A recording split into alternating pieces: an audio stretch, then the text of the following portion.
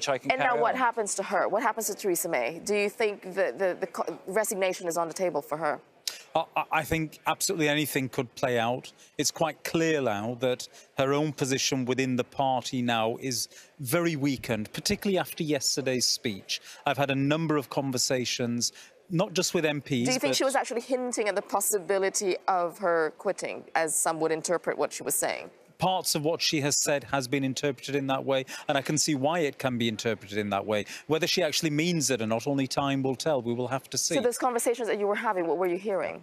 Well, it's quite clear that people are now firmly of the view that Parliament is going to assert its own position to this whole mess and the way that it's playing out. There's no doubt about that. So far as European Council is concerned, they are trying to get their deal through. What do you mean assert one's position? Well, so far as ECO is concerned, they are trying to get their deal through. Parliament's already said that this deal is not good enough. They are not going to change their mind on that.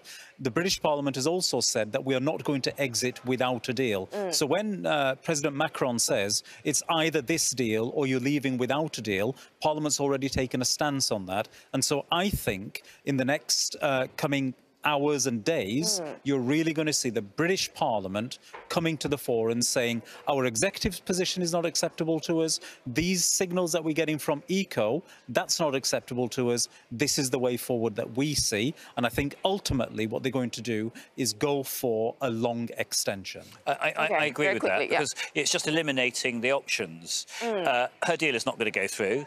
On that basis, there isn't going to be a 3-month extension. Parliament is not in favour of no deal. There's a 2-to-1 majority against no deal in Parliament. So the next step will be an application for a long extension. And Donald Tusk has as good as said that that's what he'd like to see. Now, clearly, there's some boxing and coxing going on in the European Council. But that's what I would expect to see happen.